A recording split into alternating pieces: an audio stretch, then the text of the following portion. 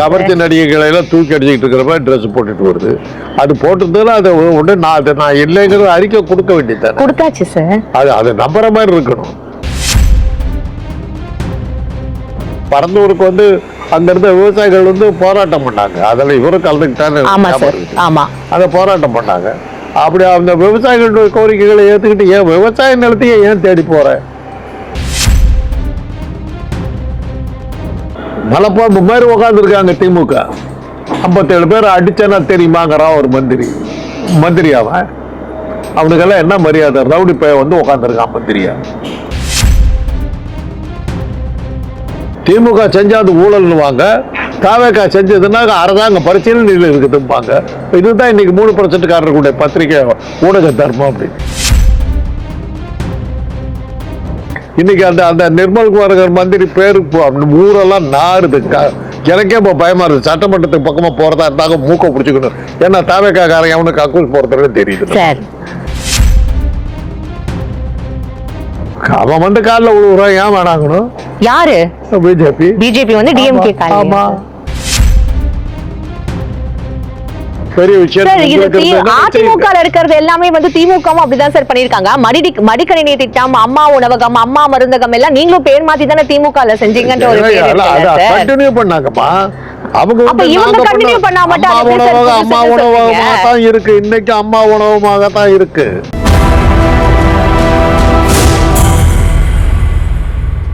அனைவருக்கும் வணக்கம். இன்னைக்கு நம்மளோட டாக்டர் காந்தராஜ் சார் தான் நினைச்சிருக்காரு. நிகழ்ச்சிக்கு போகலாம். சார் வணக்கம் சார். சார், இப்போ இந்த தூய்மை பணியாளர்கள் போராட்டம், அவங்களை குண்டுகட்டாக கைது அப்படின்னு சொல்ற ஒரு விஷயம் இன்னைக்கு அதுதான் ஒரு டாபிக்கா இருக்கு. ஸோ இன்னைக்கு விலைவாசி ஏறி போச்சுப்பா. சும்மா சொல்றது அர்த்தம். யார் ஆட்சியில் இருந்தாலும் இதெல்லாம் நடக்கத்தாச்சு. தூய்மை பணியாளர்னு இல்லை, எல்லாத்துக்குமே அந்த பிரச்சனை இருக்குது. இன்னைக்கு 500 ரூபாய் எடுத்து கொடுக்குறேன். கொடுத்து 2 பிஸ்கட் வாங்கிட்டு வாங்குறேன். 2 பிஸ்கட் 550 ரூபாய் சாருக்குறாங்க. ரூபாய்க்கு நாய் கூட சீந்த மாட்டேங்குது. அதை உங்களுக்கு ஒரு விஷயம் தெரியுமா? ஏர் இந்தியா விமானம் இந்திய அரசாங்கத்துக்கு சொந்தமாக இருந்த காலத்தில், இப்போ இல்லாது இருந்த காலத்தில் இந்திய ரூபாயை வாங்க மாட்டாங்க ஏர் இந்தியாவுக்குள்ளார. தெரியுமா உங்களுக்கு? பிளேனில் போயிருந்தீங்கன்னா உங்களுக்கு தெரியாது. வண்டியில் தள்ளிட்டு வருவாங்க. நம்ம காசு கொடுத்து வாங்கிக்கலாம். எல்லா கரன்சியும் அக்செப்ட் பண்ணுவோம். இந்திய கரன்சி, இந்திய Air India plan Indian currency accept பண்ண மாட்டான். இது யாரும் வாங்க மாட்டாங்க சார். சொந்த நாட்டு ரூபா நோட்டை நாணயம் செல்லாதுன்னு சொல்ற அரசாங்க நிறுவனம் ஒரே ஒரு நிறுவனம் எதுன்னு எடுத்தீங்கன்னா ஏர் இந்தியா. அதான் உலகத்தில் இந்தியாவுக்கு இருக்க இந்திய ரூபாய்க்கு இருக்கிற மதிப்பு. ஒரு தடவை ஃப்ராங்க்ஃபர்ட்டில் இது மாற்றும் போது ஃப்ராங்க்ஃபர்ட் ஜெர்மனியை சேர்ந்தது. நான் இதை கொடுத்து இது பண்ணும்போது அமெரிக்கன் டாலர் கேட்டேன். அந்த மாதிரி டாய்ஷ் மார்க், டிஎம்னு பேர், ஜெர்மன் காசு, அதை கொடுத்துச்சு. அமெரிக்கன் டாலரோட எங்க காசுக்கு மரியாதை ஜாஸ்தி இருந்துச்சு. நான் அப்ப நம்பல. அதை எடுத்துக்கிட்டு போய் சிங்கப்பூர்ல ஒரு இடத்துல கொடுக்கும்போது டாலர் எடுத்தேன், டாய்ஷ் மார்க்கே எடுத்தேன். அந்த பொண்ணு அந்த கடையில் சேல்ஸ் கார்டு டாய்ஷ் மார்க்கை வாங்கிடுச்சு. டாலரோட டாய்ஷ் மார்க்குக்கு மரியாதை இருந்தது. இன்னைக்கு டாலர் வேலை பாதாளத்துக்கு கொடுத்துருச்சு. அதனாலதான் அரபு நாடுகளெல்லாம் தான் புடியில வச்சுக்கிட்டு அந்த எண்ணெய் கிணறுகள்லாம் வசத்தில் வச்சுக்கிட்டு குழப்பம் ஓடிக்கிட்டு இருக்குது. அமெரிக்கன் டாலர் கொடுத்தாதான் பெட்ரோல் கொடுப்பேன்னு சொல்லி ஒரு உத்தரவு, எழுதப்படாத உத்தரவு ஒன்று அமெரிக்கா போட்டு பொழப்பு ஓடிக்கிட்டு இருந்தது. சதாம் ஹுசைன் தானே பண்ணாரு. எந்த காசு கொடுத்தாலும் பெட்ரோல் கொடுப்பேன், ஏன் பெட்ரோல் நான் யாருக்கு வேணாலும் இப்போ நீ யாரா கேட்கறதுக்கு சதாம் ஹுசேனை கொண்டு தான் நம்ம வேலை பார்த்தான். சதாம் ஹுசேன் மாத்திரம் இருந்திருந்தா இன்னைக்கு இந்த தெருவில் பாதி கடையில் பிச்சை எடுத்துக்கிட்டு போகிற அமெரிக்காக்காரன் இருந்திருப்போம். அந்த அளவுக்கு மோசமா போயிருக்கு. அதான் பொருளாதாரம். இதெல்லாம் இப்ப நீங்க சொல்லும் போது என்ன சொல்ல வர்றேன்னா, விஜய்ல யார் ஆட்சிக்கு வந்திருந்தாலும் இதெல்லாம் நடந்தா இருக்கும் சார். அதுதான் சார். இப்போ இந்த பரந்தூர் விமான நிலையம் கூட அவர் இப்ப என்ன சொல்றாருன்னா, நாங்க அந்த அரசு அதை கைவிடப்படுது, அதை நாங்க கண்டிப்பா எடுக்க மாட்டோம். ஆனா நமக்கு விமான சேவைகள் தேவை, மீனம்பாக்கத்தை நாங்க இன்னும் விரிவாக்குவோம் அப்படின்னு சொல்றாருல்ல சார். அவர் சொன்ன ஒரு விஷயத்தை அரேஞ்ச் பண்ணுங்க. பரந்தூருக்கு அங்க இருந்த விவசாயிகள் போராட்டம் பண்ணாங்க. அதில் இவரும் கலந்துக்கிட்டாரு. அதை போராட்டம் பண்ணாங்க. அப்படி அந்த விவசாயிகளுடைய கோரிக்கைகளை ஏத்துக்கிட்டு ஏன் விவசாய நிலத்தையே ஏன் தேடி போற? விவசாயம் பண்ணாத எவ்வளவு தரிசு நிலங்கள் இருக்கு. அங்க நீங்க விமான நிலையம் வைக்க முடியாதா? இது மத்திய அரசு எதிர்க்கிற மாதிரி தானே சார் இருக்கு? மத்திய அரசு எதுக்கல, மத்திய அரசு தேர்ந்தெடுக்கிற இடமெல்லாம் பார்த்தீங்கன்னா தமிழ்நாட்டுடைய வளமான பிரதேசங்களை எடுக்குது. காவேரி இப்போ வந்து தஞ்சாவூர்ல எண்ணெய் கிடைக்குதுமா, பெட்ரோல் கிடைக்குது, எடுக்க வேணாங்கிறாங்க. காவேரி தான் நமக்கு வந்து நெல் சாப்பிடுது. அங்கே எண்ணெய் வயலை நீங்க திறந்தீங்கன்னா இந்த இது போயிடும், இந்த நெல் வயல் போயிடும். நெல் வயல் போயிடுச்சுன்னா சோத்துக்கு என்ன பண்ணுவீங்க? பெட்ரோலையை குடிப்பீங்க. யோசிச்சு பாருங்க, எது முக்கியங்க? ப்ரையாரிட்டி எதுக்கு முக்கியத்துவம் கொடுக்கணுங்கிறத நீங்க முதல்ல முடிவெடுங்க.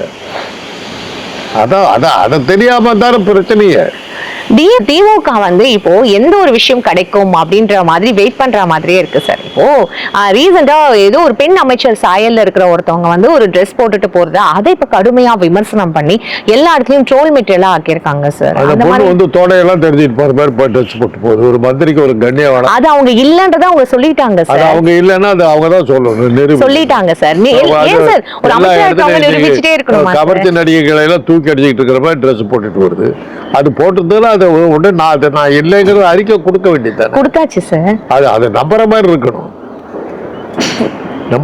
இல்ல எனக்கு புரியல நம்புற மாதிரி இருக்கணும்னா எப்படி அதை நம்புற மாதிரி வந்து அதுக்கான ஆதாரங்களும் கொடுக்கணும். இப்ப அப்படி வர்றதுக்கு வாய்ப்பை ஏன் அதெல்லாம் பெண் அமைச்சர்களுக்கு அதெல்லாம் நிறைய இருக்கும்.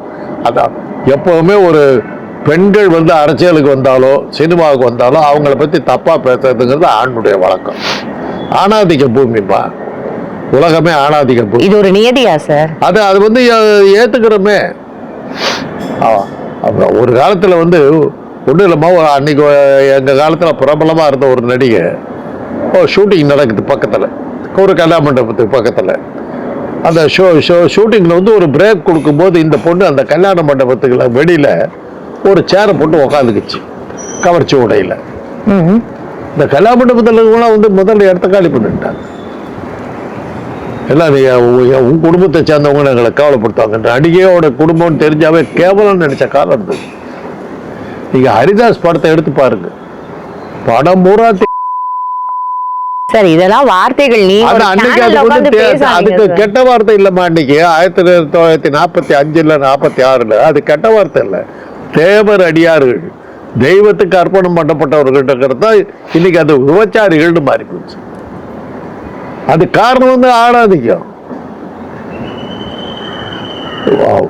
ரம்பாங்கிற ஒரு இருக்கா, சதர் கச்சேரிக்கு ஏற்பாடு பண்ணியிருக்க தெரியுமோ அப்படி பார்த்தியா? பாகவதர் MKT பாகவதர் பாருங்க, பாருங்க. ரம்பாங்கிற ஒரு இருக்கா, அவளை வச்சு சதர் கச்சேரி. பரதநாட்டியம் கிடையாது. பரதநாட்டியம் எப்போ பேர் வந்து தெரியுமில்ல? இந்த பெசன் நகர் இது இருக்குது, கலாஷேத்திரம்லாம் இருக்குது, அதை உருவாக்குன ருக்மணி தேவி அருண்டேல் இருக்காங்களே, அவங்க ஒரு பிராமின். அந்த அம்மா டான்ஸ் ஆடிச்சு. இவ்வளோ அதுதானா அப்படின்னு ஆரம்பிச்சாங்க. உடனே அதுக்கு வந்து கௌரவமான பேரை கொடுத்து டான்ஸ் ஆடுறவங்களாம் பரதநாட்டியங்கிற பேரில் வந்து மியூசிக் அகாடமியில் நடக்க ஆரம்பிச்சது. அது வந்து சதுராடுறவன்னாவே கேவலம் அர்த்தம். அவளை அவன் சதுர அடிக்கிட்டு கேடுகட்ட குடும்பம் அங்கேயே போய் பொண்ணு எடுக்கிறேன்பாங்க. அதுதான் அந்த காலம் சார். இப்போ அதாவது கால மாறுபாடுகளை சொல்ல வர்றேன். இல்ல சார், அது என்ன இருந்தாலுமே வந்து திமுக இந்த மாதிரியான ஒரு விஷயங்களை தான் வந்து எடுத்து, அதாவது எவ்வளவு விஷயங்கள் பேசுறதுக்கு இருக்கும்போது ஒருத்தவங்களோட இல்லாத ஒரு விஷயத்த பேசுறதுதான் அவங்களோட வேலையா சார்? எதிர்கட்சி தலைவர் வந்து பாத்ரூம் போயிருந்தாருன்றாங்க, அவங்க கிட்ட இதைத்தான் பேசணும் சார். அவன் புத்திக்கு எது சங்கி அமைச்சர்னு இவரும் தானே சார் பேசினாரு? இவரும் தானே சார் சங்கி அமைச்சர்? ஆமா, அதுக்கப்புறம் சொன்னாரு, சொன்ன வாங்கி கட்டிக்கிட்ட சார். இப்போ ஃபைல்ஸ் இருக்குன்னு வந்து வால்ட் டிஸ்னி படம் காட்டு சம்பந்தமான படம் எடுத்திருந்தாங்க காங்கோவை பத்தி. அதுல ஒரு சீன் பிரமாதமா இருக்கும். ஒரு மலைப்பாம்பு அப்படியே மரத்தில் அப்படி சுத்திட்டு அப்படியே இருக்கும். ஒரு குரங்கு அதுகிட்ட போய் உட்காந்துக்கிட்டு தட்டுறது, இப்படி பண்றது, சும்மா சும்மா தட்டிக்கிட்டே இருக்கும். அது கொஞ்ச நேரம் பார்த்து டபக்குன்னு அப்படி பிடிச்சி முடிக்கிடுது.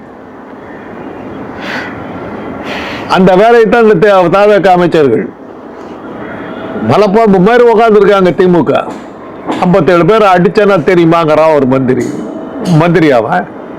அவனுக்கெல்லாம் என்ன மரியாதை? ரவுடி பையன் வந்து உட்காந்துருக்கான் மந்திரியா. இதே வந்து நம்ம வெளியில பேசியிருந்தா ரவுடின்னு சொல்லியிருப்போம். அமைச்சரா உட்காந்துருக்கிறான்.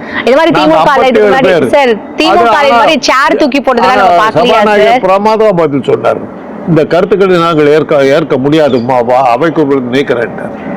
ஆனால் அதில் ஒரு சாமர்த்தியம் இருக்குது. ஜெயசெட்டி பிரபாகரன் சும்மா சொல்லக்கூடாது. நேரடி ஒளிபரப்பில் காட்டி முடிச்சுட்டு அதுக்கப்புறம் அவைக்குள் நான் என்ன இருந்தேன்.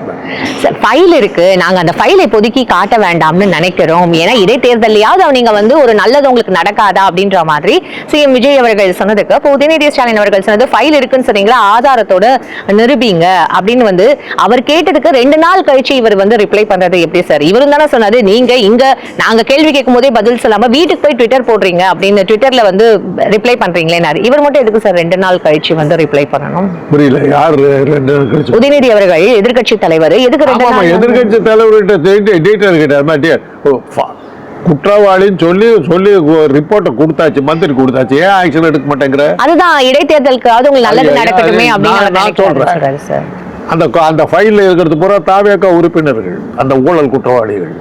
அத மறைக்கிறதுக்காக தான் ரொம்ப நாகரிகமா உங்க மேல சார் போன ஆட்சியில இருந்து திமுக தானே சார் நீ மாட்டிக்குவேங்கிற மாதிரி கதை பேசுறாரு. போன ஆட்சியில திமுக தானே சார் இருந்தது. 3 டிபார்ட்மென்ட்ல லீக்கேஜஸ் இருக்குன்னு சொல்றாங்க சார். இன்னைக்கு ஒண்ணு எடுத்து கூடலையே சார். 3 டிபார்ட்மென்ட்ல எடுத்து கூடலையே சார். 3 இன்னைக்கு ஒண்ணு எடுத்து விடல காத்தராஜ் சார். இன்னைக்கு ஒண்ணு எடுத்து விடல. மாட்டிக்கிட்டு தான் அவங்க 3 டிபார்ட்மென்ட்ல லீக்கேஜஸ் இருக்குன்னு சொல்றாங்களே. தாவேகாவுல தாவேகால எப்படி சார் இருக்காங்க? யாரு தாவேகாவுல பிறந்த உடம்பா திமுகல இருந்தவங்களா? வந்தவ 234 இடத்துல 108 இடத்துல தான் தாவேகாங்கிற பேர்ல ஜெயிச்சாங்க. 126 இடத்துல தோத்துதான் போனாங்க. சரி சார். இப்ப 108 பேர்ல இருந்தவங்க எல்லாரும் புதுசா அமைக்கிறதுக்கு பழனிசாமி, எடப்பாடி பழனிசாமி கேள்வித்தவங்களை எல்லாரும் விலைக்கு வாங்கி தானே குதிரை பேர நடத்தினாரு சார். இப்ப அந்த 108 சீட்ஸ்ல இருந்து இப்ப ஜெயிச்சவங்க அத்தனை பேருமே வந்து உறுப்பினர்கள் புதுசானவங்க தானே சார். பழைய உறுப்பினர்கள் யாருமே இல்லையே. அவங்க போன ஆட்சியில இல்லையே. போன ஆட்சியில தப்பு செஞ்ச அந்த 3 டிபார்ட்மென்ட் அவங்க ஃபைல்ல இருக்க முடியும். அவங்க குற்றவாளிகள் இல்லைன்னு சொல்லுங்க. புதுசா எம்எல்ஏ ஆனவங்க குற்றவாளிகள் இல்லைன்னு உங்களுக்கு எப்படி தெரியும்? எப்படி தெரியும்? ஆட்சியில யாரு இருந்தாங்களோ அவங்க பேர்ல தானே சார். இவங்கெல்லாம் அந்த மாதிரி ஆளுங்க தானே வந்திருக்கிறாங்க. தொடையை கட்டிட்டு போறவங்க ஒரு மந்திரியா ஒரு போயிட்டு இருந்தாங்க. அதை சார் வார்த்தையை கவனமா பேசுங்க சார். அதை காட்டினா பரவாயில்ல, பேசினா தப்பு. அவங்க இல்லன்னு சொன்னதுக்கு அப்புறம் நீங்க ஒரு பெண் அமைச்சரை பத்தி எப்படி பேசுறது தப்பு இல்லையா சார்? விசாக கமிட்டில இதான் கேட்டேன். பண்ணா தப்பு இல்ல, சொன்னா தப்பா சார் அப்படின்னு அந்த அம்மா கிட்ட கேட்டேன். பேசாம போயிட்டாங்க சார். அவங்க இல்லன்னு சொன்னதுக்கு அப்புறம் நீங்க அவங்க தான் ப்ளேம் பண்றதுல எந்த ஒரு நியாயமுமே இல்ல சார். நிரூபிக்கிறதுக்கு வழி இல்ல. உங்க கட்சியில இருக்க அமைச்சர்கள் பேசுற பேச்சோ உறுப்பினர்கள் நடந்துக்கிற விதத்தையும் பார்த்தா அப்படித்தான். எல்லாருமே புதுசு தானா சார்? எல்லாரும் கத்துக்கிற அந்த நாகரிகமோ கண்ணியமோ எதுவுமே காணமே.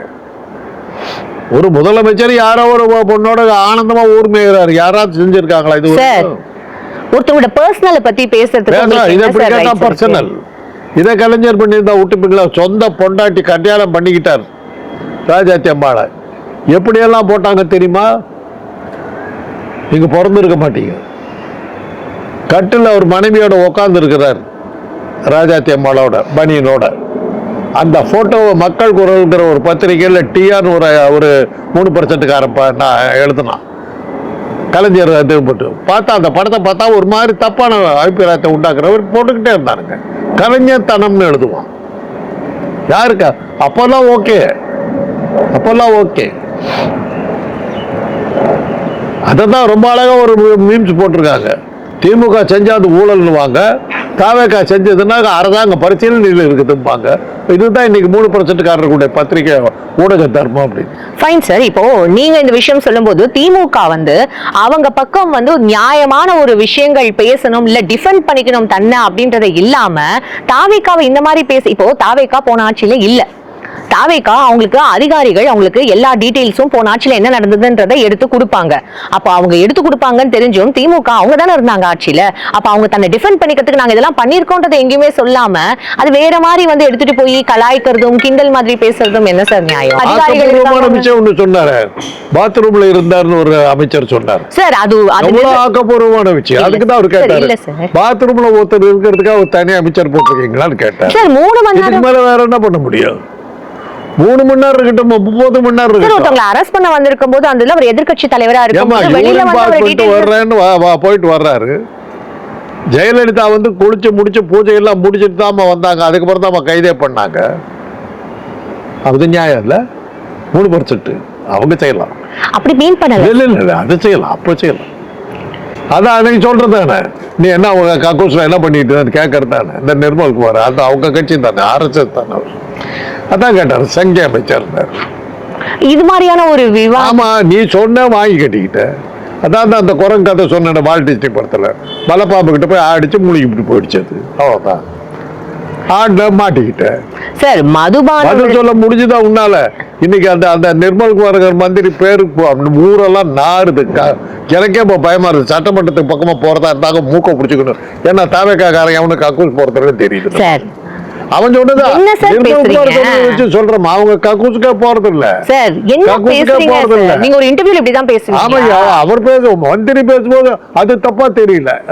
அது ரொம்ப இது மந்திரி அரசாங்க படத்துல அரசாங்க காரை வச்சுக்கிட்டு அரசாங்க சம்பளத்துல ஜாலியா ஊர் சுத்திக்கிட்டு இருக்கிற ஒரு ராசாமி என்ன வேணாலும் பேசலாம்.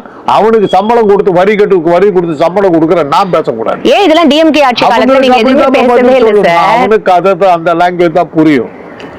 யாருக்கு எந்த மொழி புரியுமோ அவங்ககிட்ட அதுதான் பேசணும். சார் இந்த மாதிரியான ஒரு வாக்குவாதங்கள்லாம் வந்து சட்டப்பேரவையில இருக்கு அப்படின்னும் போது மக்கள் அதை எப்படி பாப்பாங்க? மக்கள் அதை பத்தி பார்க்கறத பத்தி கவலை இல்லைன்னா நிர்மல்குமார் அப்படி பேசி மாட்டிக்கிட்டாரு. இன்னைக்கு உலகம் முழுவதும் படம் எப்படி போடுறாங்க, அரட்டோசர் போட்டுக்கிட்டு எவ்வளவு நேரம் கக்கூசு போன நீ யாரியான ஒரு பொண்ணு ஒரு அம்மா கேக்குது, நீ எவ்வளவு நேரம் கக்கூசு போன அதை பார்க்கறதுக்கு வந்திருக்காரு.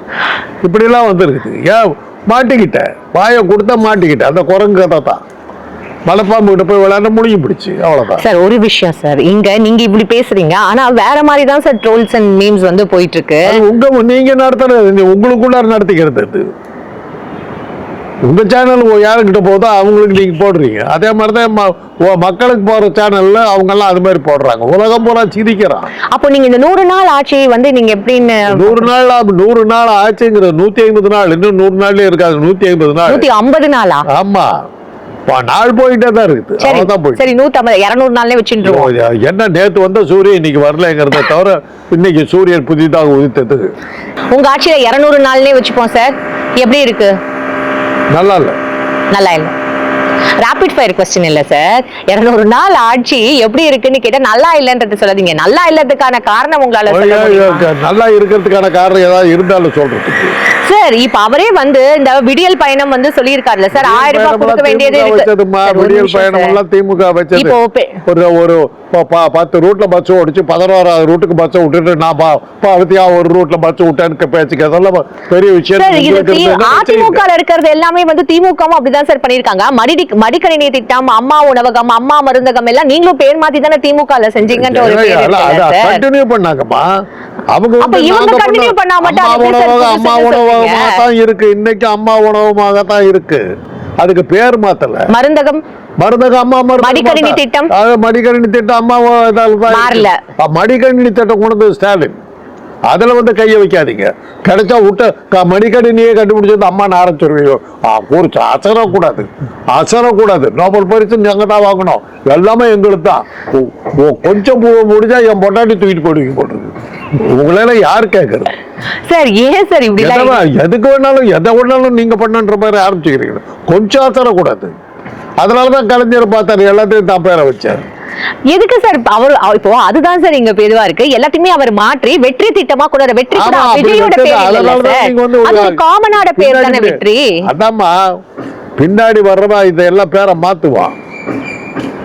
சத்யாச்சாரியன் ஒருத்தன் இருந்தாம்மா, ராஜேந்திர சோழனுக்கு மிகப்பெரிய தலைவலியா இருந்தவன். வேங்கி நாட்டு ராஜா, அவனை பலமுறை தோக்கடிக்கிறான் ராஜேந்திர சோழன். சரித்திராச்சரியர் என்ன எழுதுனாலும் சத்யாச்சாரியர் ராஜேந்திர சோழன் தோக்கடிச்சான்னு எழுதுனானு 3% காட்டுட்டோம் புக்கு. ஆதாரபூர்வம் நிரூபிச்ச பிறகு அடக்கினானுங்க. மகாபலிபுரத்தை பத்தி, தஞ்சாவூர் ராஜகோபுரத்தை பத்தி, தஞ்சாவூர் கோயில என்ன சொன்னானுங்க 3% காரத்துக்கு சர்போஜி மகாராஜா கட்டத்தில் கிளப்பி விட்டானுங்க. ராஜராஜ சோழங்கிற பேரை வரலையே. நான் பள்ளிக்கூடத்தில் படிக்கும்போது சரித்திரம் என்ன தெரியுமில்ல, பிருத்திவிராஜ் வந்து சம்பித்தியை கடத்திக்கிட்டு போன சம்பவம் வந்து உலகமாக சம்பவம். அதான் புத்தகம் பூரா. தமிழ்நாட்டை பத்தி என்னன்னா, தமிழ்நாட்டு பகுதியை சேர சோழ பாண்டிய பல்லவர்கள் என்பவர்கள் ஆண்டதாக தெரிகிறது. அவ்வளவுதான். என்ன சொல்ல வரீங்க? அவ்வளவு தூரத்தை இருட்டடிப்பு பண்ணாங்கம்மா. மகாபலிபுரம் கோயில வந்து வெள்ளக்கார கட்டதா சொன்னாங்கம்மா. ஆனா அது யார் கட்டினாங்கன்னு எல்லாரும் சமணர்களால் உருவாக்கப்பட்டது. சாகர சங்கரர்கள் சமணர்களால் உருவாக்கப்பட்டது. அன்னைக்கு நரசிம்ம பல்லவன் படையெடுத்து இவன் புடிக்கேச்சு படையெடுத்துட்டு வர்றான். மகேந்திர பல்லவன் ஆட்சி மாறுது. சமணனா இருந்தவன் சைவனா மாறுறான். அவன் படையெடுத்துக்கிட்டு வர்றான். புலிகேசி அன்னைக்கு வந்து ஹர்ஷவர்தன்ற வடநாட்டு மன்னனை தோற்கடிச்சு ஊரை விட்டு ஓட வச்சவன். அப்பேற்பட்ட பலசாலி. அவன் படையெடுத்து வர்றான்னு போது மக்கள் பயந்துக்கிறாங்க. பயப்படாதீங்க, உங்களை நான் காப்பாற்றுவேன். எப்படி மகிஷன்கிற ஒரு அசுரனை வந்து மகிஷாசுர மர்த்தினியா வந்து காப்பாற்றுறாங்களோ, மக்களை காப்பாற்றுறாங்க. அதே மாதிரி அதான் மகிஷாசுர மர்த்தினி சிலைகள். அப்புறம் வந்து கடுமையான மழை பெய்யும் போது கோவர்தனகிரியை வந்து கையில் எடுத்து கண்ணை வந்து இது பண்ணி அத்தனை மக்களையும் காப்பாற்றலாம். மாடு கீடு எல்லாமே காப்பாற்றலாம். அது மாதிரி நடத்துவ அந்த புலிகேசனுடைய படைப்பிலிருந்து உங்களை காப்பாற்றுங்கிறது தான் அந்த சிற்பங்களுடைய அர்த்தம்.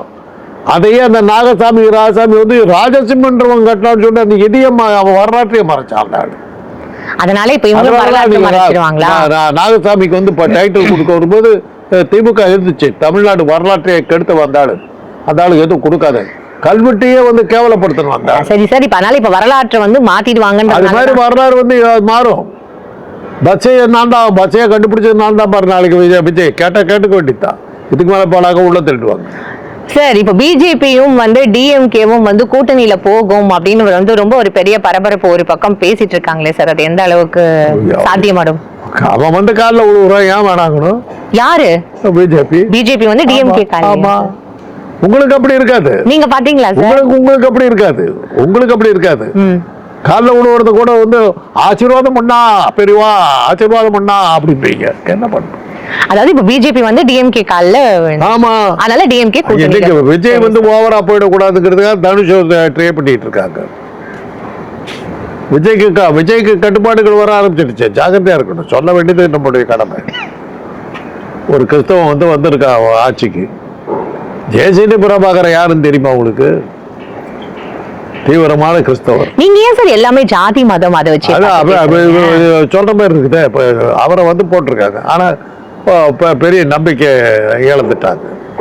ஏன்னா ஜெயசீனி பிரபாகரன் எனக்கு தெரியும், நேர்மையான வளர்ப்பு, அவர் கண்ணியமான வளர்ப்பு, எங்களோட இருந்தவர், இன்டர்நேஷனல் லெவல்ல பாப்புலர். அவர்கிட்ட இந்த வேலையெல்லாம் நடக்காது. அவர் யாரை பத்தியும் கவலைப்பட மாட்டார். வெள்ளிவாக்க தொகுதியில் அவரை வந்து ஏற்றுக்காதவங்களே கிடையாது. அந்த அளவுக்கு அவர் வந்து பாப்புலரா இருக்கிறவர். அவர் கிறிஸ்தவர், பதவி கொடுத்தது கிறிஸ்தவங்கிறதுக்காக.